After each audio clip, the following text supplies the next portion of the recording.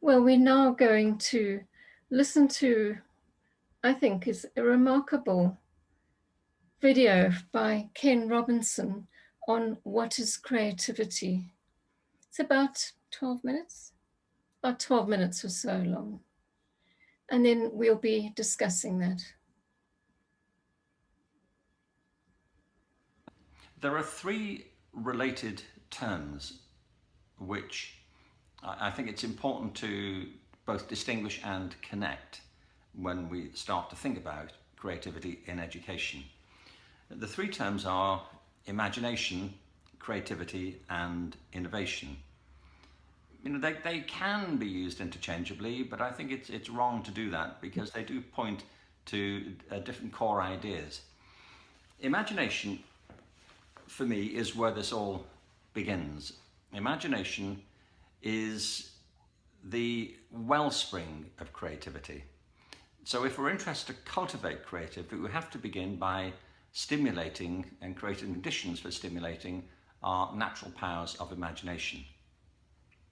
Imagination, as I conceive of it, and I'm not alone in conceiving it this way, but at least let me put a stake in the ground here. Imagination is the ability to bring into mind things that aren't present to our senses. With imagination, you can visit the past in your mind's eye. And interestingly, of course, the past isn't a settled domain. It's why history is such a fascinating discipline.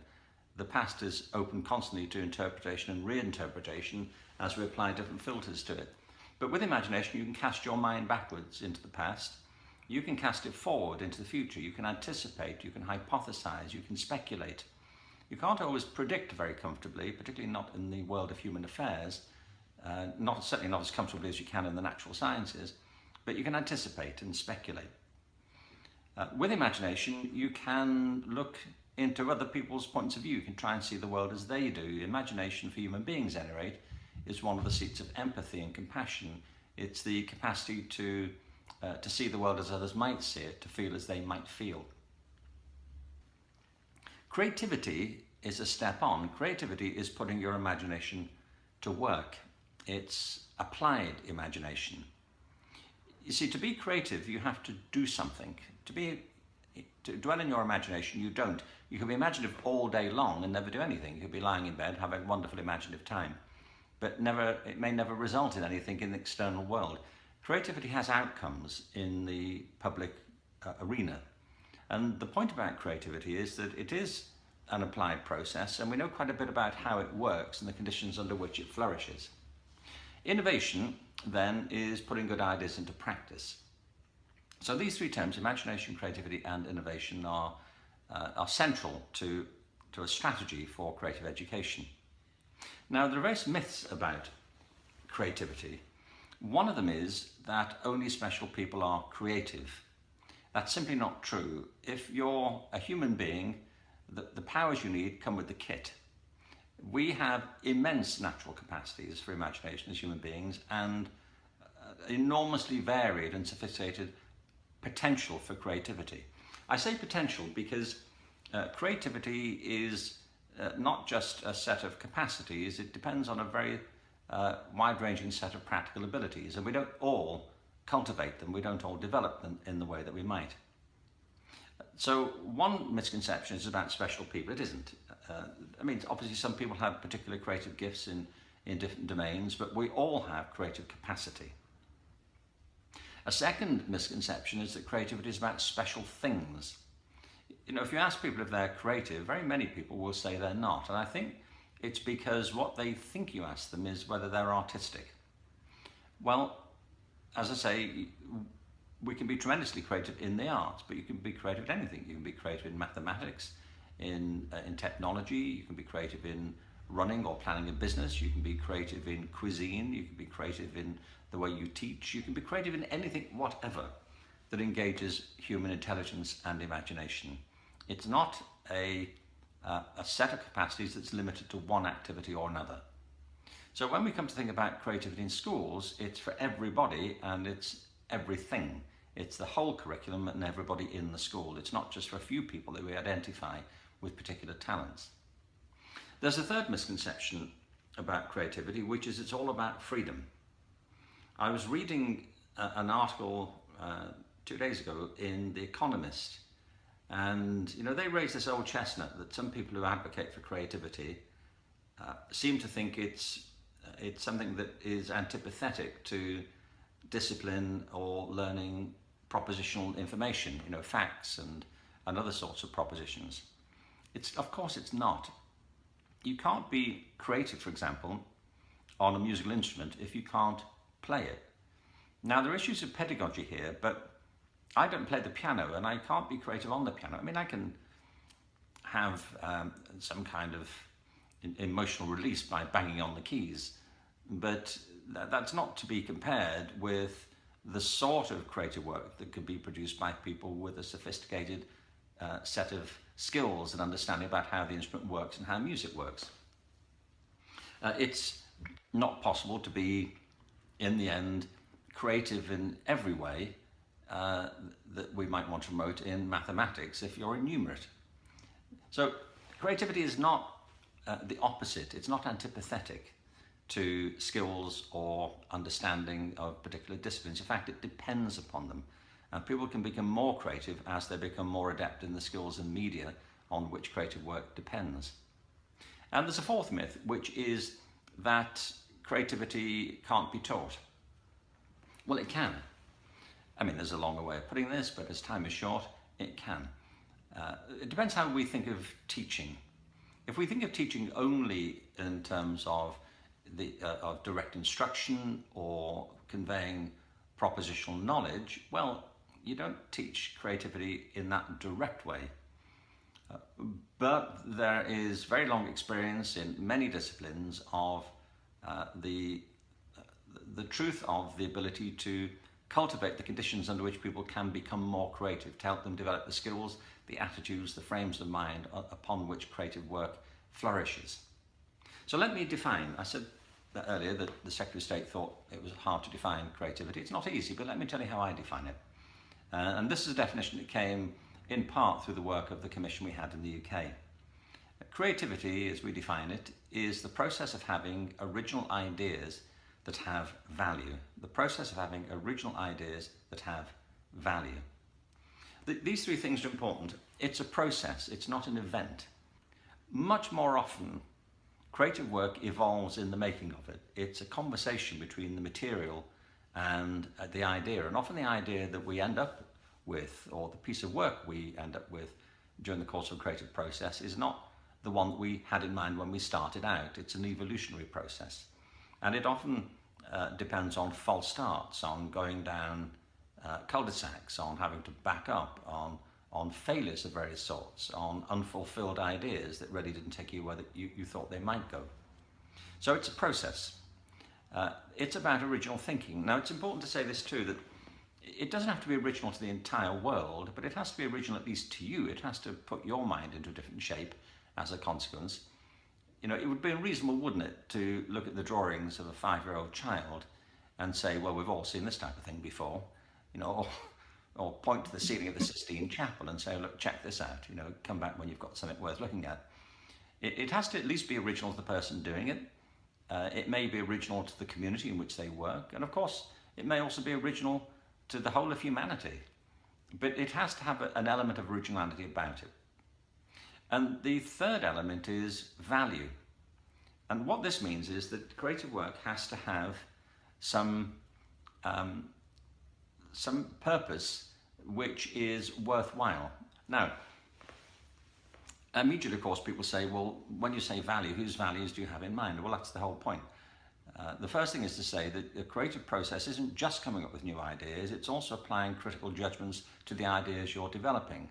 If you're writing a book, or writing a poem, or composing a theorem, or coming up with a recipe, whatever you're doing when you're trying to come up with something fresh and original, there's a constant process of interrogation which wraps itself around it, saying, is this worthwhile? Is this working? You see it all the time in writers' drafts. Words are crossed out, it wasn't quite right. You see it in the early sketches of paintings, you see it in work in science. Is this right? Does it feel right? Is it moving in the right direction? So creative work isn't just about coming up with fresh ideas, it's also judging whether these are any good. And of course, a lot of work in the past has been judged to be worthless simply because, well, I say simply, but because the wrong criteria have been applied to them. You know, in 1939, the World's Fair was held in Flushing Meadow in New York, and the exhibits included the first practical demonstration of a commercial system of television. One of the papers at the time commented wryly on this, that it was a very interesting innovation, but that it simply wouldn't catch on. It said that television will never replace the radio in America. And they said it's perfectly clear why not, because when you're listening to the radio, you can get on and do other things, whereas to experience television, you have to sit immobilized in a chair staring at a screen, you know, which became the very attraction of the entire system, the sitting immobile in a chair part. Well, you know, they said the average American family simply doesn't have time for this. Well, it turns out they did. The average American family these days spends upwards of 20 hours a week sitting in front of this useless gadget. The point is that this innovation was being judged within contemporary cultural values, and television, like many great technological innovations, didn't simply insert itself silently into the culture, it transformed the culture as a whole. Innovation has to be judged by appropriate values, and judging what those values are is part of the process of creative education. Well, why does all this matter? Creative education is important for personal reasons. Creativity is what sets us apart from the rest of life on Earth. Very little does, but we don't live as other creatures do. We mistake, I think, our relationship with the natural world, and we should reconnect it more thoroughly than we have done. But human beings never live just as other creatures do. We create virtual worlds. We live in a world of theories. We live in worlds of ideas, of multiple languages. We live in systems of belief. We live in great cities. We live in a world that's been shaped by technology. We live, in other words, within cultures. We create the world that we live in, and when we create them together, we create cultural ways of seeing. Creativity is at the very heart and pulse of humanity. And if we're concerned with an education system or developing an education system that cultivates the essential characteristics of humanity, then we have to take creativity to the heart of education.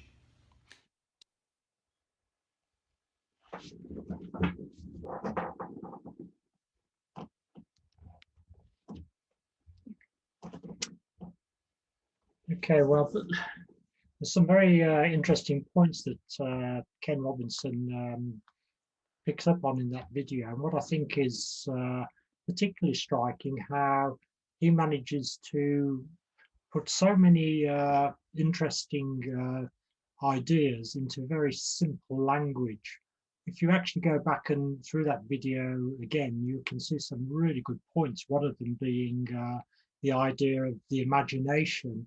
One of its characteristics is it allows you to look into the way that other people see the world.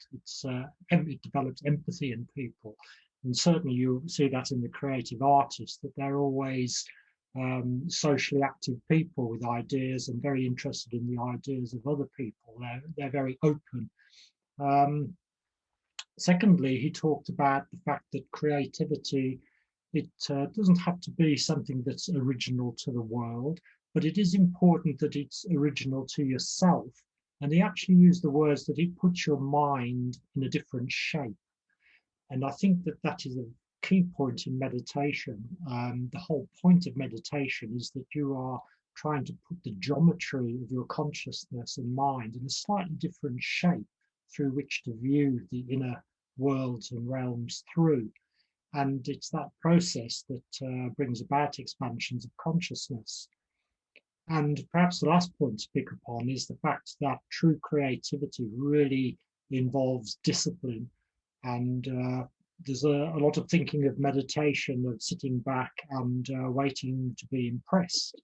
And that actually can be very dangerous, because your mind will naturally go down to the lowest possible point in which to be receptive. It will relax. And that means you're in no control of where impressions are coming from. And as we know, there are all sorts of places, good and bad, that they can enter the mind. So the whole point of meditation particularly that associated with Alice Bailey and Raja Yoga, is that you do have to put the effort in to control and learn how to play an instrument, which in this case involves the concrete mind. And I know a lot of people do find it difficult to want to engage with a concrete mind in a spiritual practice because it seems dry, academic, the very thing they want to get away from. But in actual fact, by developing the concrete mind in a certain way through the use of seed thoughts, it actually produces the right launching pad for entering and receiving impression from the realms that we want to aspire towards. It creates a resonance that evokes those higher impressions. So in actual fact, the imagination has to be controlled by the reasoning mind. And it's for that reason that you really have to apply yourselves in meditation before the later stage of contemplation can be successfully engaged in. But those are just a few things that lead on from what Ken Robinson was saying, and perhaps I should be, hand over at the moment to our other two guests and see what Leonidas and Maria picked up from that. Are you there, Leonidas? Yes, I'm here. Where are you? Can't see you on the screen. I think we have a different viewing panel to the I see. to the attendees. Yes. So we will carry on as if we can see you. What sort of impressions did you? I can unmute my microphone, but I can't start my video because the host has stopped it. Oh, okay. There you go. Start my video. Nothing personal, I'm sure. There we are. We can see you.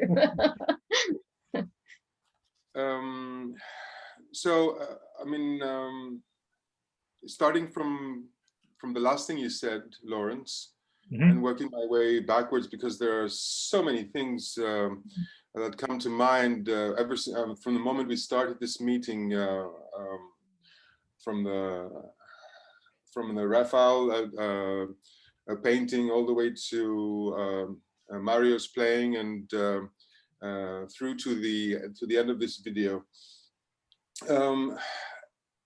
In my experience, obviously, the only realm of arts, or if you can call it that, that I have devoted enough time to over the years has been writing, creative writing, even commercial work with film scripts and television scripts and all that, which is not the best of terrains to sharpen your esoteric sort of instrument. But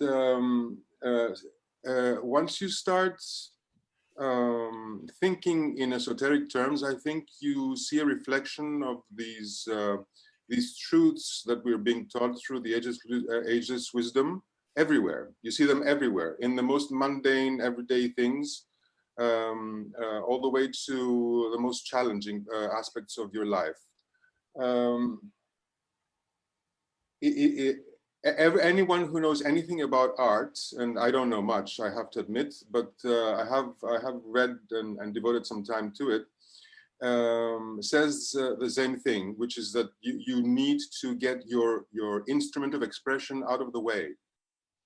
It should be second nature to you, so that whatever flows through you can express itself readily, rather than undergo further adulteration by your lack of ability or your restricted ability.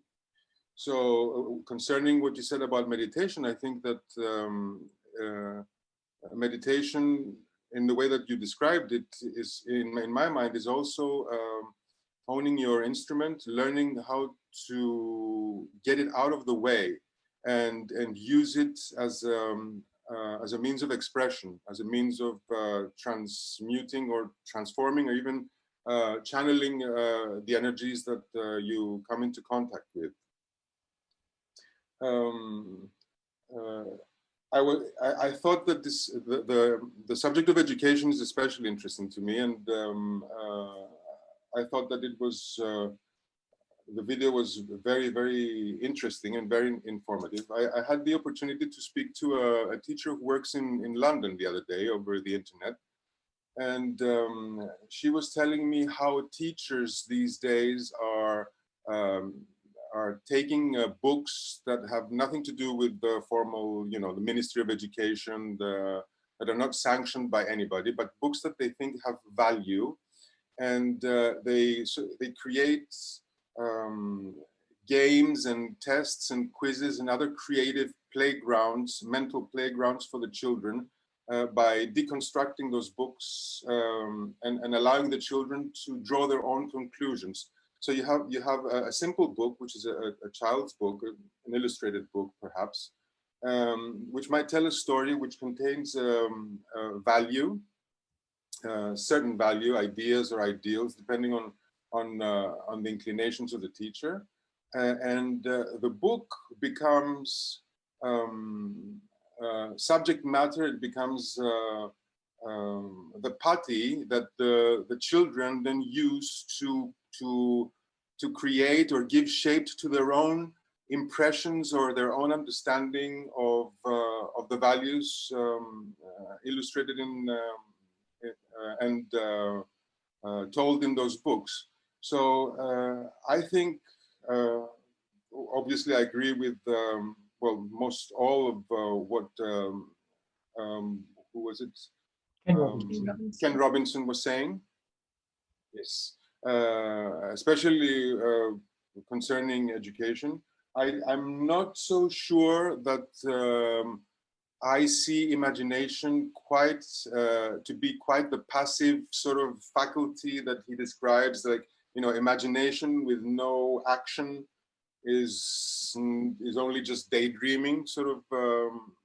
Yeah, but don't you think the reason for that is that at that part he was trying to split it into a three-part. He was splitting down imagination from just being a generic thing to a three-part process, where to start off with you imagine, but then the creativity comes in, and then the innovation. So in the, for instance, the esoteric writings of Bailey, she often talks about the creative imagination, and she brings the two words together. So yes, that the imagination plus creativity is what results in innovation. Yeah, I mean, if you simply if you isolate imagination, in a sense, it could, for somebody who's read a little bit, they could form the opinion or the idea. They could get the impression that we're just using imagination as another word for you know, a landscape of glamour where everybody's, you know, kind of daydreaming in a very, I don't know, post-hippie type of way. But I think that at this point, at this point in time, and it's very interesting because I did some reading out just to bring everything back to the forefront in view of our meeting today. And something which had completely escaped me was that in 2025, the fourth ray is supposed to start coming into incarnation again after the longest time, which is it's quite interesting, actually. I think that that humanity, well, most of civilized humanity has reached the point of maturity through its exposure, again, through technology, to huge amounts of information, imaginary, semi-truth, and you know, questionably truthful, all the way from the daily news to the gloom and doom movies that are so much in fashion now in the movie theaters, or used to, you know, what's left of the movie theaters. I think that watching the children of today, and even judging from my own self, we've reached a point where the saturation that we've been exposed to is resulting in a kind of we seem to transcend the glamorous aspect of imagination, and to keep only those parts that that are useful in the sense that they give us the power to see alternate versions of a reality, which is the same as saying really of building our own reality in our mind, with our minds and our imagination.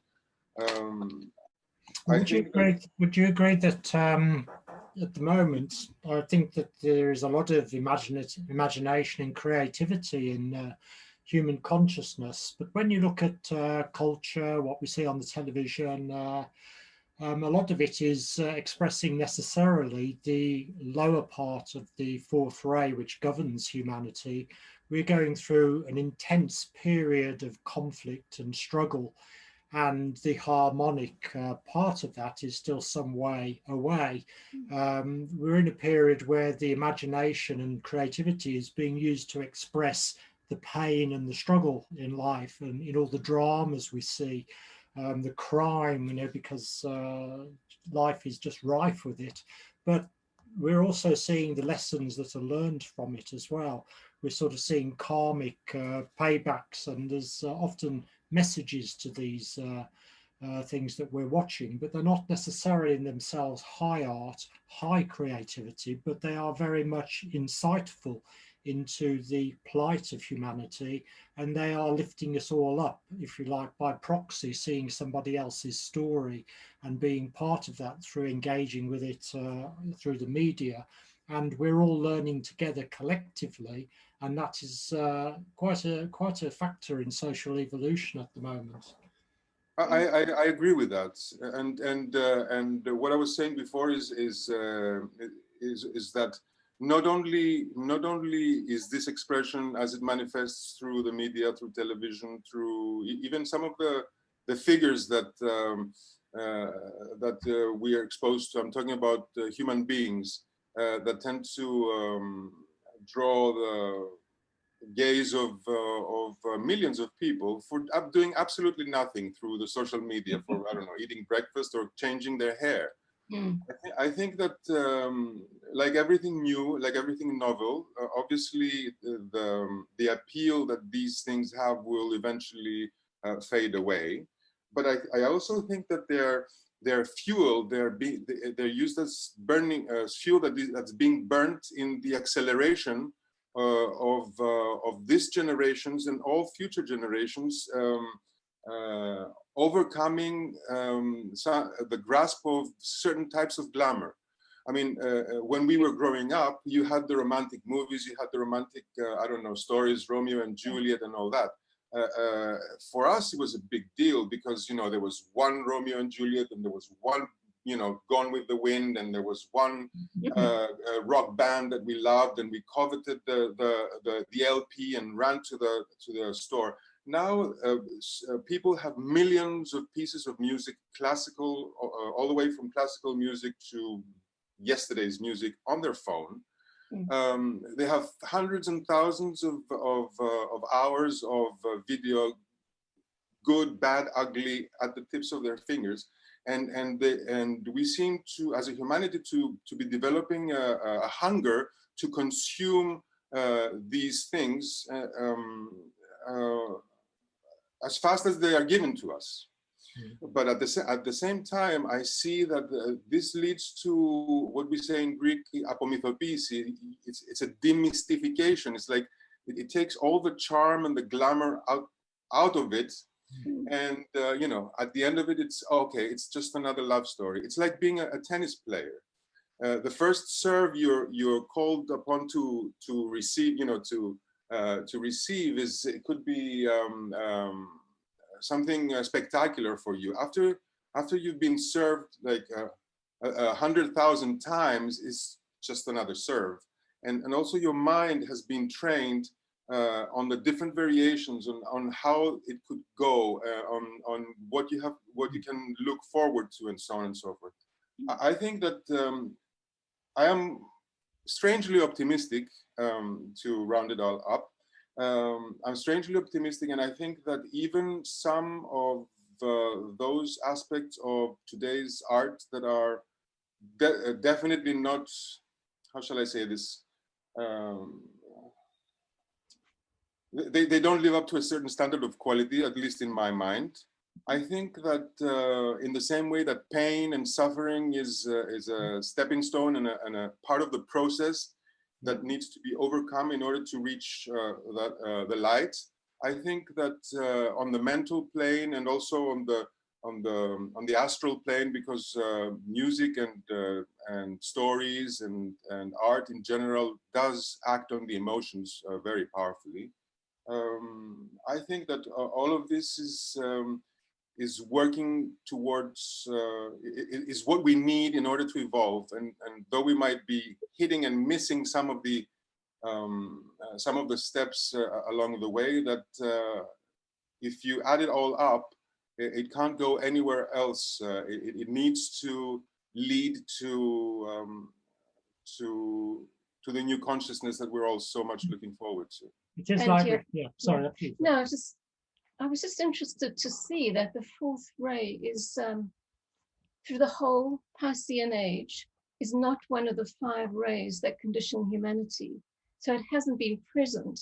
Yes. And I just think of all the conflict and the struggle we've had, conflict mainly being on the physical level most of the time.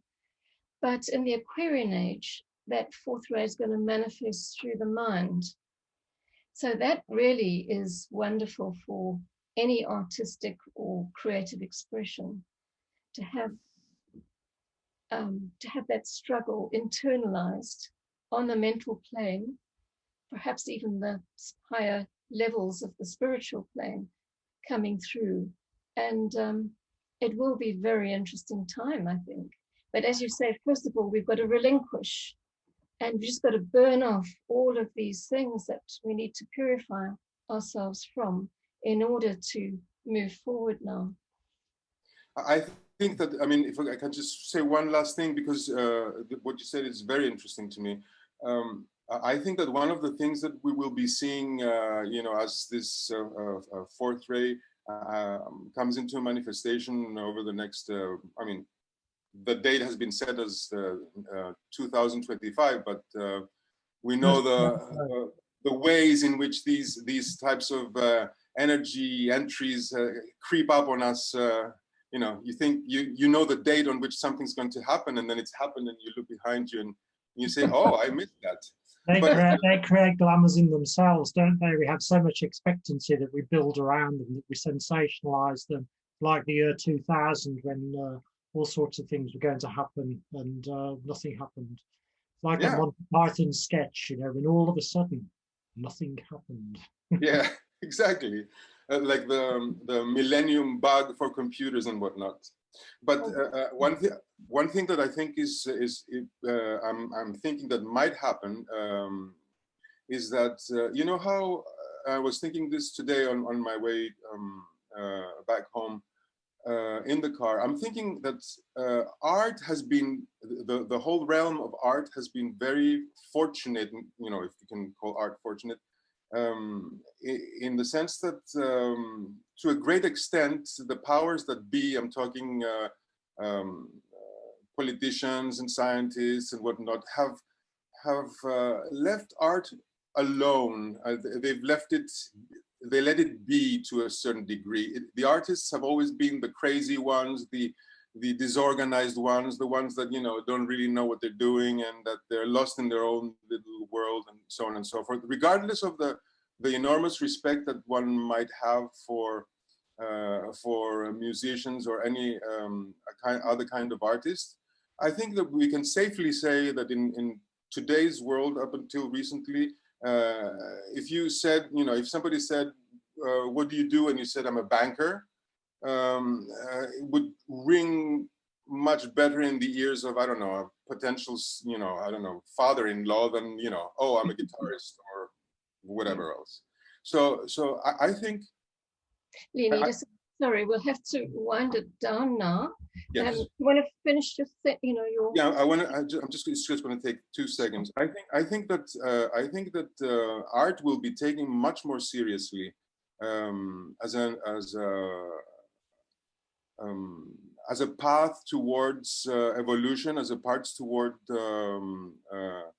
transformation, human transformation on the on the level of the psyche, on the level of the mind, but also in terms of society over the next few years. I think that art will be taken much more seriously, which is wonderful if you ask me, but also might be a little bit dangerous for the freedom of art. Thank you. Well, hopefully there might be opportunity later on to share some words. So, thank you so much. Thank you. So Maria, where are you? I'm right here. Thank you. There you are. Yes. Thank you. Thank you, Christine. Oh, lovely. Okay, Maria, I just want to introduce you really. I did mention quite a little bit about you, but it's just such a pleasure to have you here and to discuss. You're going to say some words about the fourth ray of harmony through beauty and art, and how this ray expresses itself through the world of dance, particularly. I mean, that's been totally your world. I think you became a ballerina at the age of 5. Is that right? Yes, well, began my study, yes. Well, right. And you joined the New York City Ballet at the age of 17. Yes. And some years later, you became the principal dancer. Yes. And were chosen by George Balanchine to do these 40 or so soloist performances for him. And we're going to see a small clip of those, I believe. Yes, yes. So we look forward to hearing what you have to say, Maria. Thank you. Thank you, Christine and Lawrence and all the panelists today. As an artist, a fellow artist, this has been such a rich offering, so stimulating for future ideas. So I wanted to offer into the group field some thoughts I had prior to the meeting. So as we, consider the arts and creative living through the fourth ray of harmony through conflict, we recognize that all is relationship, unity, and synthesis. The Tibetan master explains how the fourth ray will be coming into activation, as we've mentioned again in the year 2025. But he also explains that an unimaginable synthesis of beauty in the arts of color, sound, movement, and form will be unlike anything we have seen in the world today. I love that. In the Phaedros, Plato describes how the soul awakens through beauty and grows her eternal wings. And so we too can recognize in our world currently the birth pains of humanity's awakening as we move into the new era of Aquarius and prepare for the reappearance of the Christ. We see the need for even greater co-creativity with God. Included in the Arcane School's December letter to the students was a quote from political theorist Samuel A. Chambers, describing the word agonism, meaning a deep respect and concern for the other, from the Greek word agon, meaning an athletic contest, not merely for victory or defeat, but the acknowledgement of a struggle or conflict which includes mutual respect and honor, a kind of blueprint for humanity and right human relationships via the fourth ray of harmony through conflict. So in my profession in the arts, the ballet, we experience at a very early age how difficult it is to train the dense physical body to be able to precipitate the higher energies of inspiration and beauty. Through hard work, pain, and repetition, it's most definitely a meditative practice in building the bridge of consciousness for later revelation in performance. The founding director, choreography of the New York City Ballet, George Balanchine, along with 20th century composer Igor Stravinsky, created a groundbreaking ballet in 1957, interestingly called Agon. It was performed only in ballet practice clothes, tights and leotards, allowing for a stark visual of a newer contemporary body movement, and the discordant music played out in the choreography as the physical exchange, almost like an Olympic contest, are seen. At times, there is a courtly bow or reverence, right human relationships through dance. In the ballet art form, we can see the continuation of the ancient ritual of the mysteries, of invoking the divine energies for healing purposes. When performing, one has a distinct awareness of the triangular alignment created between the dancers, musicians, the audience, and the higher spiritual energies. We can visualize the evocative response coming from the realms of the Davidic kingdoms and beyond, the circulating flow of beauty, sound, and movement creates waves of healing light and love that flow out into the surroundings and community. As in the ballet Agon, we recognize we are participants in this grand dance, aided by the fourth ray and the seventh ray of ceremonial order, magic, and ritual. So we're going to look now at a short 1-minute video clip of a solo I performed in Agon, filmed for a Live from Lincoln Center broadcast. The solo is part of a pas de trois, a dance for three, along with two men who you can see standing on the sides of the stage. In a playful way, they are clapping in unison with the castanets and the music. The solo shows the simplification Balanchine was achieving in his choreography, and Stravinsky's discordant tones were all designed to create new thought forms of liberation and freedom. This then allows a greater flow between the higher and lower energies as the fourth ray ensures.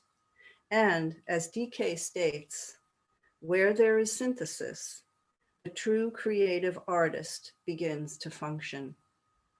So now let's take a look at the video.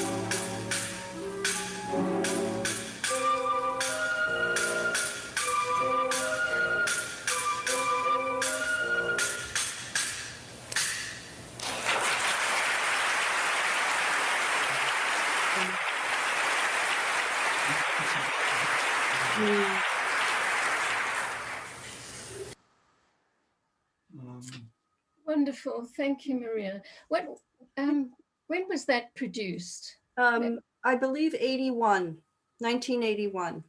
It's just, as you said, that music, that discordant music and the movements are so modern, aren't they? Aren't they wonderful? Yeah, brilliant. And I just think it illustrates so well how that creative struggle with its inner conflict and dissonance leads to emergence and freedom eventually. It's just a beautiful video. Thank you for sharing that with us. It was interesting that what I found from that was the expression of struggle. The Agon part of it was quite joyful as well. It was yes, embraced and understood as a creative process that then was lifted up into the more elegant parts of the movement. And so you got the two aspects of the fourth ray working together, and it sparkled for me. I just had the sensation of spiraling. It's lovely. Yeah. Lovely. Yes. Thank you. Yeah, of course. It does show the fourth ray and the seventh ray working beautifully. Mm. It's interesting, actually, bringing up the idea of the seventh ray and its influence on movement. The kind of dance that we have at the moment, for instance, in popular music, very regimented. You usually get singers in pop music, 6 or 7 of them, all doing the same movements together, and then repeating them, and sort of going with the beat of the music, which is very striking. It's interesting to see where that might develop as the fourth ray comes back in, and it's perhaps lifted up a little bit into a higher form of expression. And I think what strike me is, in looking at this again, the incredible exactitude, which is part of seventh ray. I think the organization, as in a Stravinsky Balanchine piece like this, it has to be so exact. And yet there's room for originality, need for originality, as Mr. Robinson mentioned in his video. So it's interesting, isn't it? The discipline, as you said, you can't create properly, right? Perfection, right? But once you have the discipline, then you can fly. You can build on it. Yeah, exactly. That's a lovely example of that. Thank you. Well. Do you want to move on with your visualization? Our visualization. Our visualization. Well, you know, just based on the thoughts that have been expressed today by, particularly in the Ken Robinson video about the point that creative imagination should change the shape of your mind, and what Leonidas was talking about as well as to where art is going. We have that opportunity now to do a very simple exercise, which is imagining that we were suddenly projected one morning to 200 years in the future. I'll just read you out what the said in the Alice Bailey books, because when we try and think of what the world might be like in 200 years, seeing the amount of change that's happened in the past 200, it's very difficult to detach and free the mind sufficiently to understand what could happen.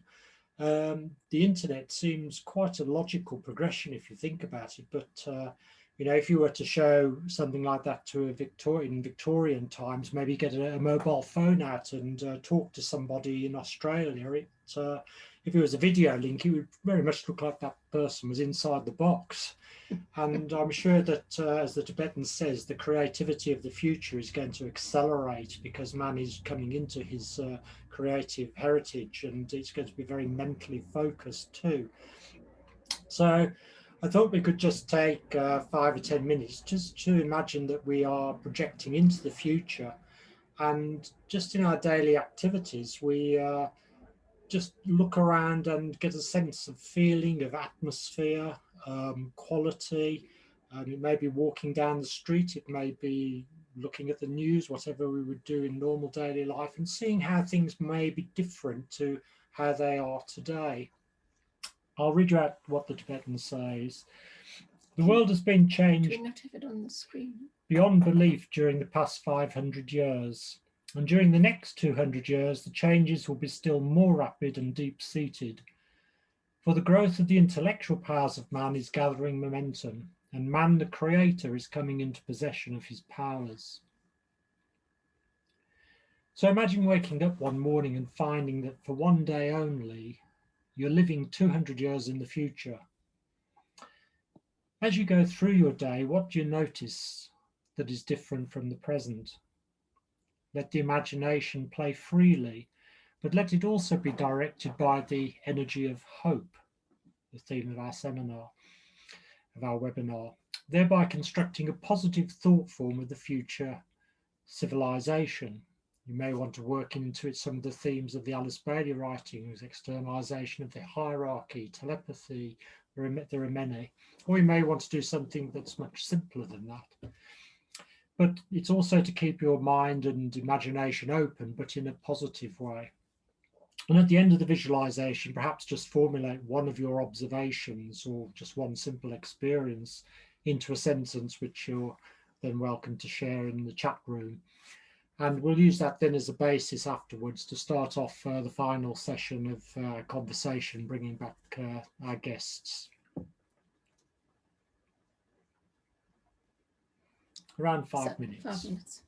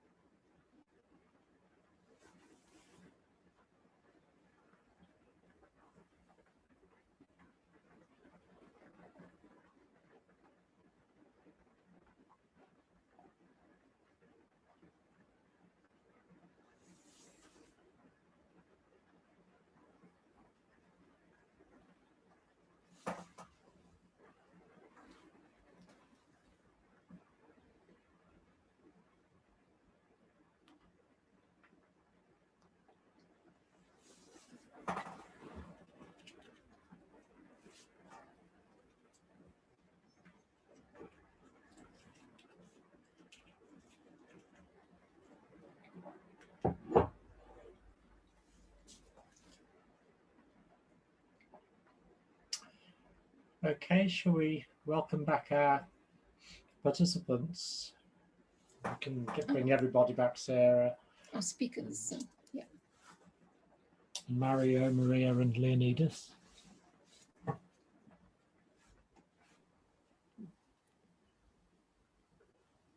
Does anybody have an interesting experience, or did you just experience how difficult it is to imagine the future?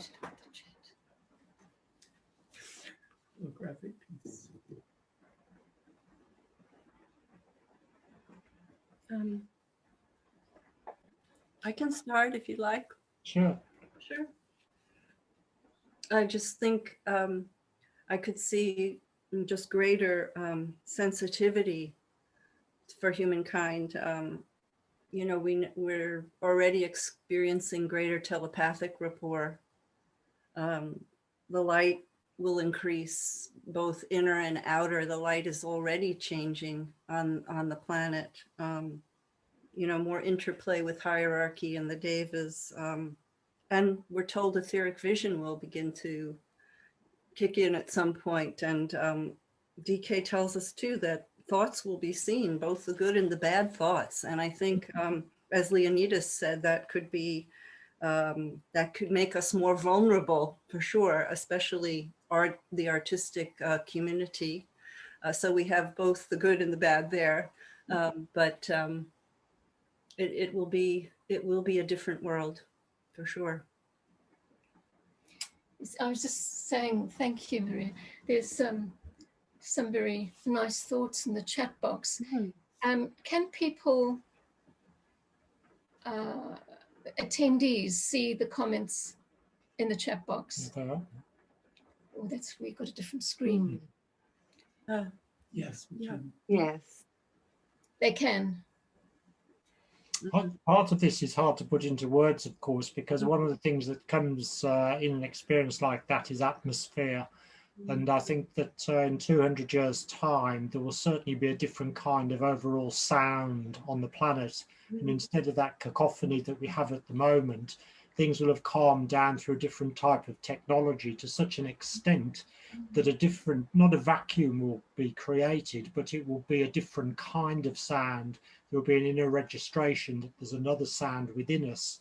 And because of that, the understanding of the power of thought, of speech, sorry, will be more appreciated, and people will work with just simple greetings and the way that they use speech to convey more meaning than they do at the moment.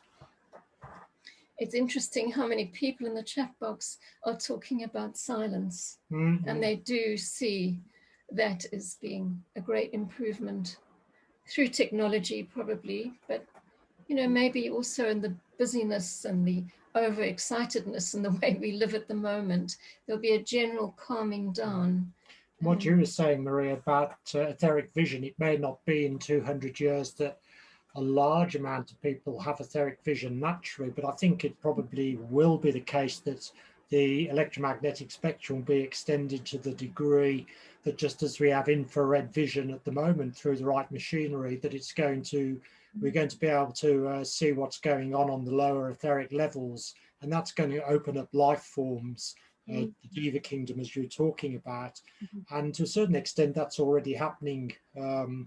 You know, we won't go into that now, but I know that a lot of phenomena is now being discovered, particularly so just on top of thunderstorms, these sprites and elves. Some of the pictures of those are just marvelous. Even if you look at the Aurora Borealis, you know, I mean, it's quite obvious that they're Divic lives moving and going about their business. They want to be known. Yes. About Sarah Merrifield, what's going on in Forest Row? Lots is happening in Forest Row, I tell you. I can envisage much more simplicity. People will be much more of a homogenous whole, because we won't have all the different, I don't think we'll have all the different races per se as separate beings. And I agree with you, Maria, the telepathy will come in. I have a query, I mean, I wonder about our present way of communicating through this wonderful technology. I think it will blow itself out. I feel that there's an ancient knowledge that we are beginning to tap into that will enable us to really communicate, and maybe within certain groups, because obviously not everybody is going to be an expert in everything, but that people will just understand and know. And I think there will be so much simplicity, simplicity where needs perhaps are met much more easily. We don't have to bother with things like fashion and having too much. Some of us don't already. Yeah.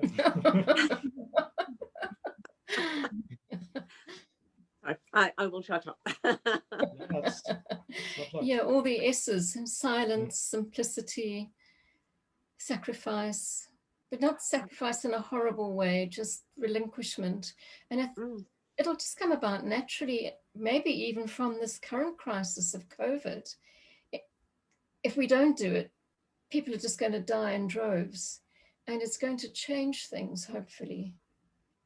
We don't know, but I think it could start. I think a lot of in the future, even in 200 years' time, one of the fields that's developing so fast at the moment, and is certainly an aspect of the plan, is materials science.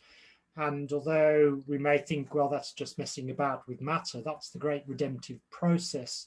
And in this round, you know, it's the mineral kingdom that's going to be redeemed more than any other.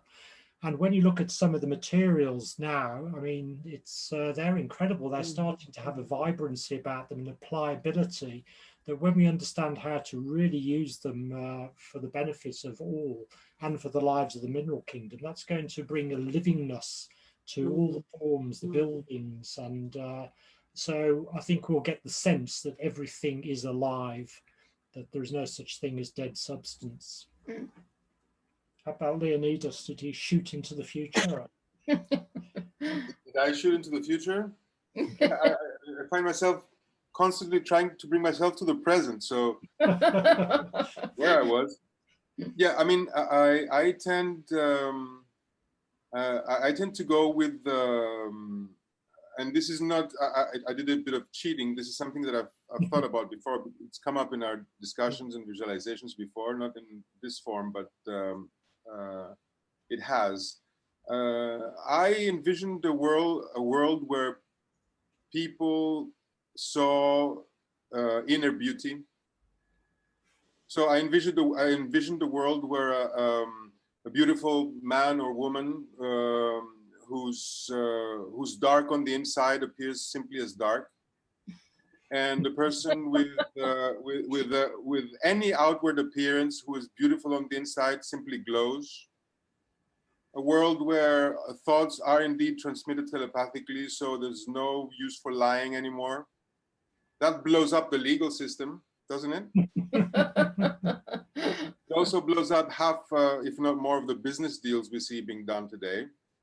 So, I mean, just one little thing, such as being able to read, which is not little, it's huge, but you know, it's huge for us. I don't know how anybody outside this group might perceive this, but one thing, just one of these things we mentioned changes, simple as and as great as being able to communicate telepathically, even not for the whole of the population, even for a small percentage, would change the world radically, I think.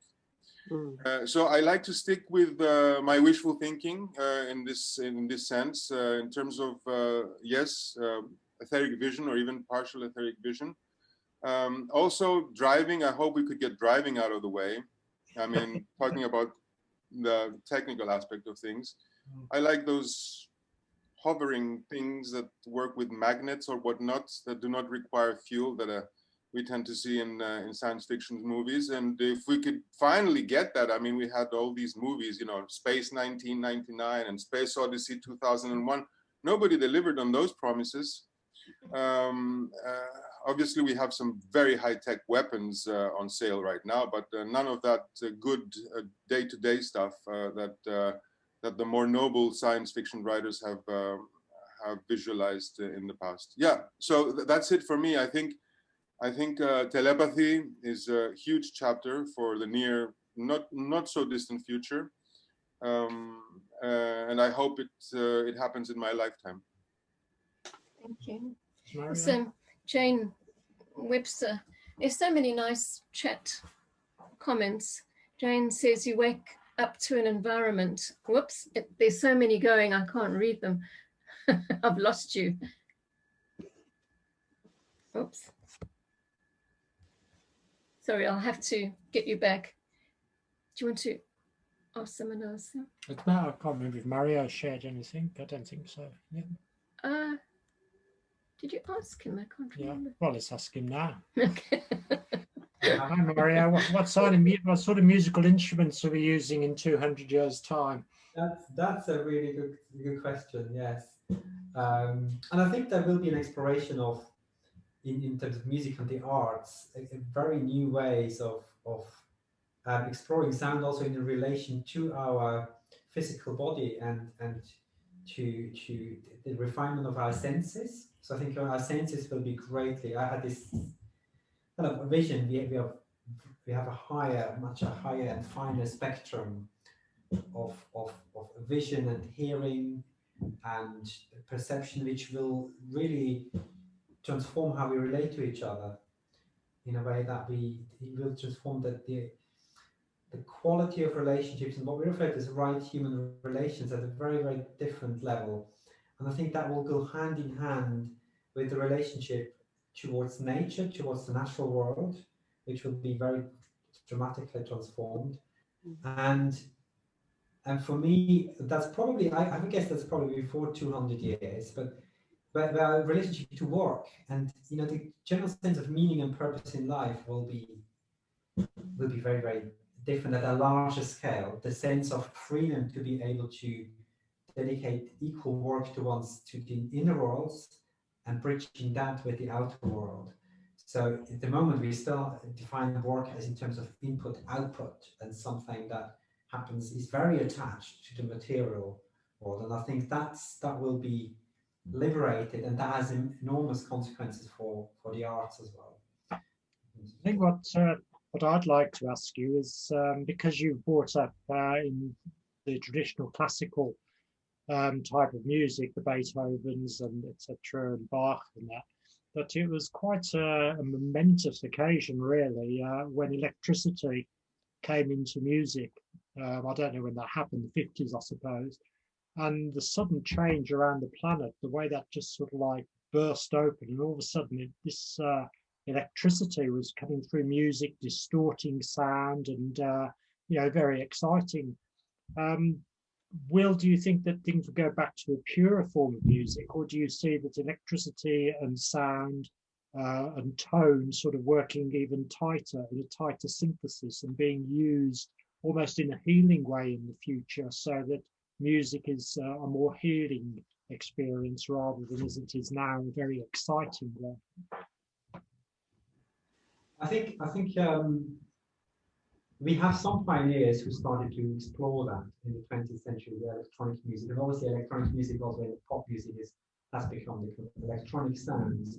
And there's certain areas where we, for example, compare an electric piano which stimulates an acoustic piano, where you see how actually the acoustic piano has a more refined, a much more subtler sound. But if you combine that sound with purely electronic sounds, which some pioneers, such as Pierre Boulez and Stockhausen and some of the 20th century composers, they put in a new path towards exploration of the electronic music. And there's some really exciting music that has been and very, very thought-provoking and new music being created that brings both together. I don't think we'll move purely into an electronic music, but there will be that exploration. And it will the connection between the two. And I think it will also link much more with science, the scientific investigation of matter probably a different use of scales as well, the different kind of note progressions that produce certain effects to bring an uplifting kind of experience. Maybe something along those lines. Does anybody else want to share, or did you want to read more? No, I was just, there's so many, it's hard to actually pull one out and not read them all, if you know what I mean. What's nice about all that, though, is that together we've created a sort of nice group qualitative thought form in the future, which has its value. Yeah, I was just going to ask, Mario, do you use classical music in your training, in your music therapy? In music therapy, we use a whole range of music depending on the need of the person. We use obviously classical music. But what happens often in music therapy is that we actually tailor the music to the person. So it is a very much an improvisatory, what we call clinical improvisation or music therapy improvisation, that a person comes into a music therapy space and is encouraged to bring that person sounding that person where they are at the moment in improvisation, however that will be. And that will be met by the music therapist to create a shared language in the music. So it's a very unique language that often emerges in that. So it's tailored to the person obviously that you're trying to help. Okay. Yeah. Co-improvised, co-created. Yeah. Well, I suppose, unfortunately, we must move towards our visualization, which is lovely. But sorry that I'm sure we've got so much I would like to have read from the chat and to have heard from the attendees. But thank you all so much. Let's go into our meditation, which is the art of creative living, and which is really the visualization we use for the festival week with a different meditation theme. Evoking the forces of creative life. We have it up on the screen. Perhaps you could, no, I'm just saying, perhaps you could take your videos down. I'm just wondering if it could be a bit larger if people's videos weren't there. Florian, can you make it larger? Maybe not, yeah. Maybe it is our view, yeah. Evoking the forces of creative life.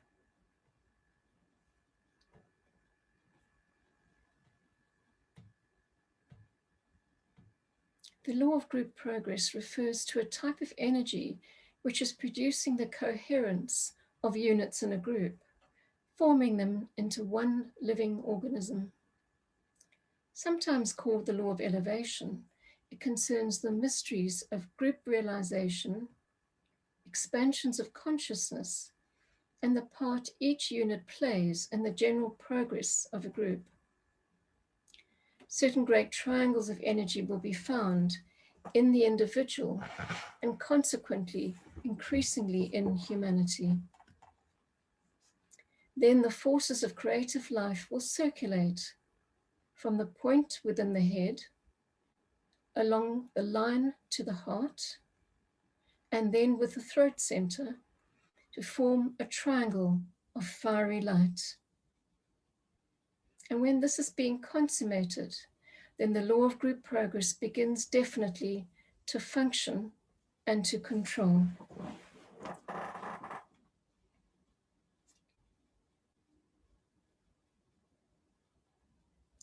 Alignment and circulation of energy. We visualize the aligned personality in communication with the higher self.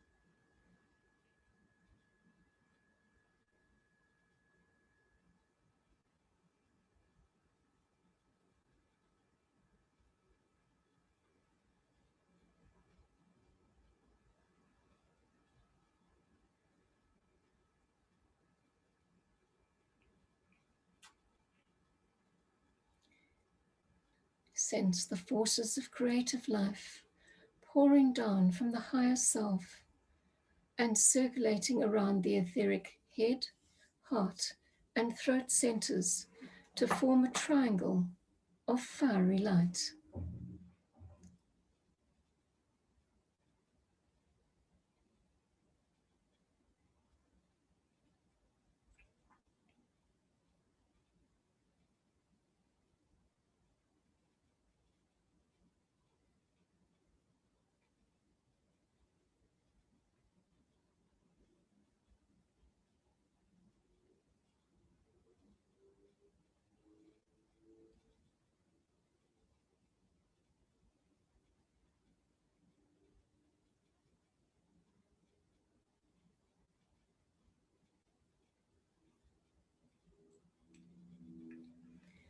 Let the energy circulate and the law of group progress control.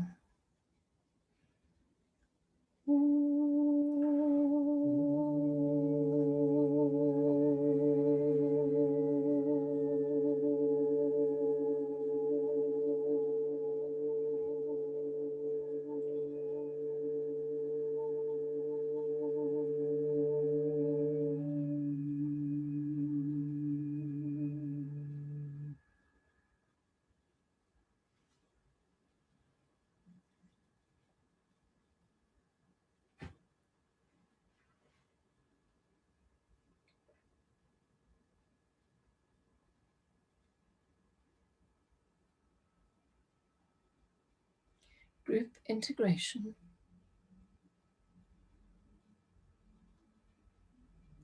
Visualize the law of group progress, energizing and cohering all true servers into one living organism.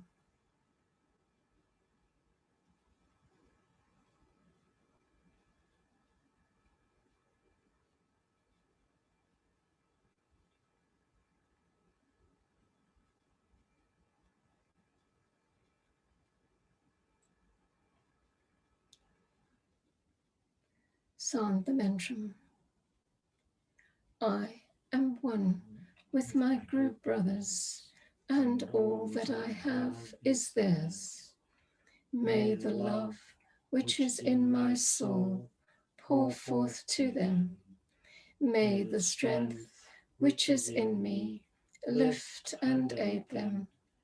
May the thoughts which my soul creates reach and encourage them.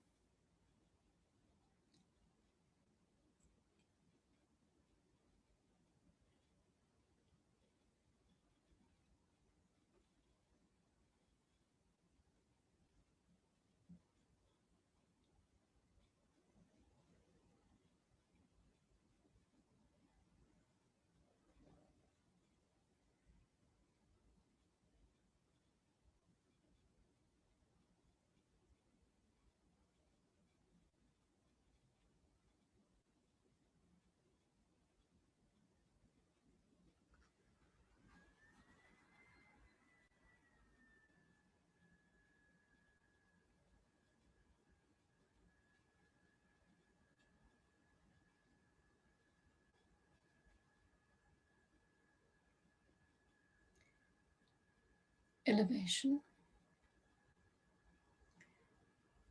The effect of the law of group progress is elevation. Imagine the group consciousness responding to this effect and rising as one to the mountaintop of initiation. Stand as a group on the mountaintop.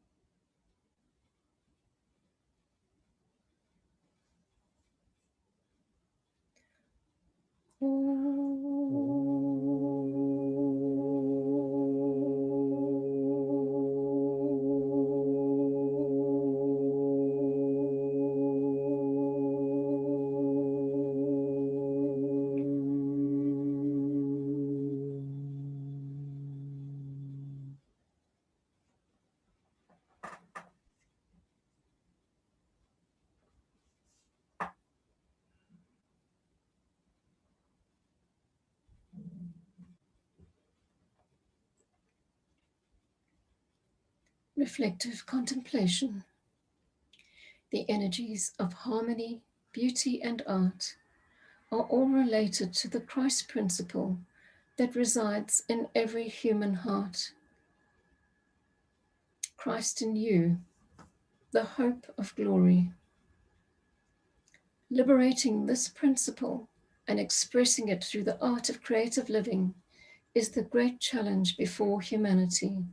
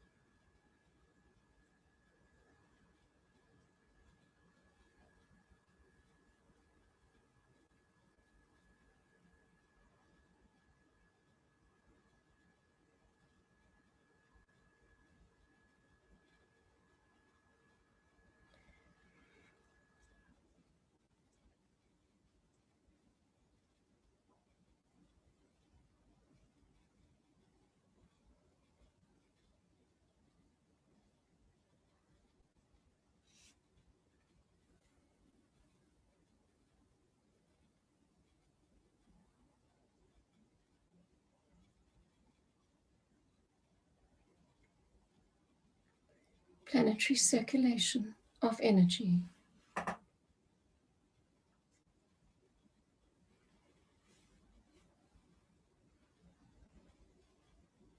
We visualize the divine forces of creative life circulating around the planetary triangle of fiery light. The planetary head center, Shambhala, the planetary heart center, hierarchy, and the planetary throat center, humanity, represented by the new group of world servers standing on the mountain top.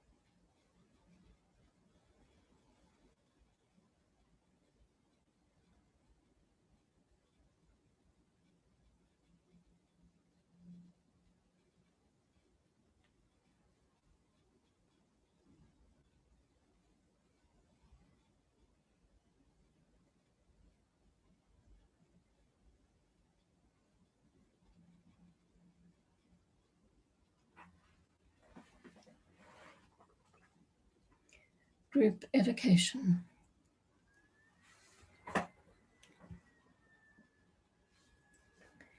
May the power of the one life pour through the group of all true servers.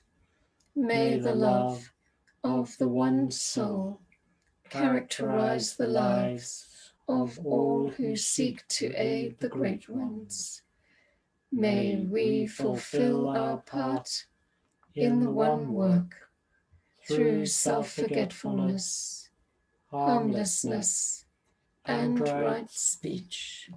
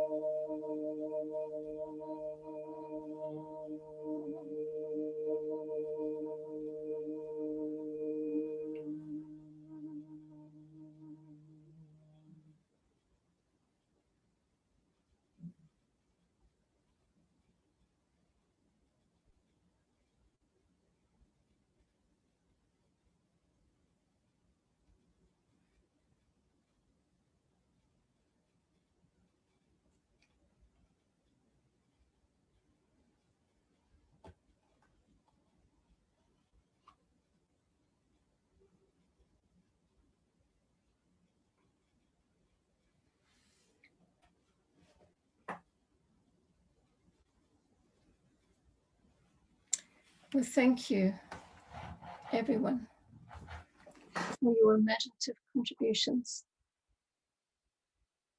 Together we will create a better future. Our highest participation is to join the planetary meditation on the divine plan, sensitizing ourselves to those extraplanetary energies and creatively weaving them into our lives and into the consciousness of humanity. And we have before us wonderful opportunities to link up at this time. For instance, the solstice on Monday, the 21st December, which this year is marked by an astronomical conjunction of Jupiter-Saturn, which is in 0 degrees Aquarius. Such alignments are always significant for the energies that they bring in this case, the love wisdom of Jupiter, and Saturn, sign of testing and discipleship. And of course, Saturn features in the sign we're in at the moment, Capricorn. And the full moon of Capricorn is the second full moon this year in the sign of extreme materialism and crystallization, but also one which presents the mountaintop experience of initiation. So you can participate in these and other events in the quiet of your own home, in your own home, by linking in with the worldwide group subjectively.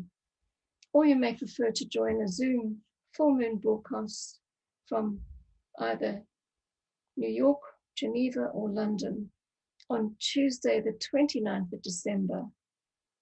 And there's a link on the homepage of our website, www.lucistrust.org. So I can just finally thank our wonderful speakers and participants. The chat box showed you just how involved and committed everyone is in this theme, and thank you all for your contributions. So farewell at this time of the season of goodwill, and thank you for joining us. Take care. Bye-bye. Bye. Bye.